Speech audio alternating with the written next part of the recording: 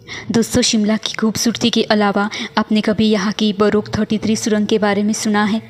ऐसा कहा जाता है कि यहाँ इस सुरंग को शुरू करने वाले इंजीनियर की आत्मा घूमती रहती है। ये हिल स्टेशन अपने भूतिया किस्सों के लिए जाना जाता है। यहाँ के लोगों का कहना है कि इस सुरंग को बनाने वाले इंजीनियर की यहाँ मौत हो गई थी, जिसके बाद कई असामान्य कई पैरानॉर्मल घटनाएं यहाँ देखी जाती है।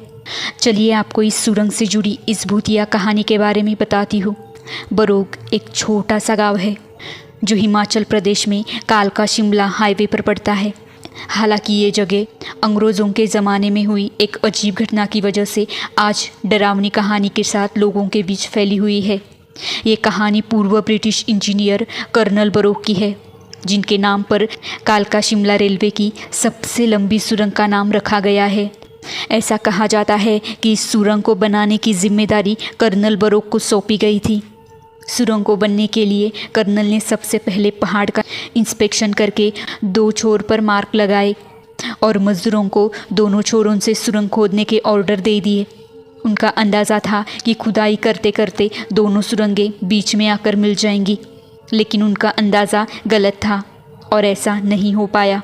कर्नल की ये गलती ब्रिटिश सरकार को रास नहीं आई और उन्होंने उसे नौकरी से निकाल दिया। साथ ही पैसे की बर्बादी करने पर उन्होंने उस पर जुर्माना भी लगा दिया।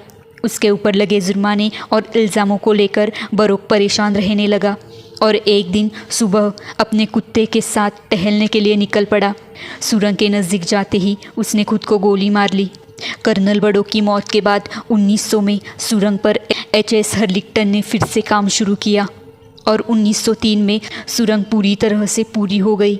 ब्रिटिश सरकार ने इंजीनियर के नाम से ही सुरंग का नाम बरोक सुरंग रख दिया। ऐसा कहा जाता है कि एचएस हर्लिंगटन भी इस सुरंग को बना नहीं पा रहे थे। आखिर में चायल के रहने वाले बाबा भलकू ने इस काम को पूरा करवाया। बाबा भलकू ने इस लाइन पर कई अन्य सुरंगें खोदने में ब्रिटिश सरकार की मदद की थी। ऐसा कहा जाता है कि कर्नल बरोक आज भी सुरंग के आसपास घूमता है। लोगों ने उसकी आत्मा को बात करते हुए देखा है। कई स्थानीय लोगों ने यहाँ पूजा पाठ भी करवाया है, लेकिन इंजीनियर की आत्मा तब भी दिखाई देती है। लोगों ने उसके चिल्लाने की आवाज़ें भी सुनी है। तो दोस्तों, आपको क्या लगता है टनल नंबर 33 के बारे में? हमें कमेंट्स में ज़रूर बताना।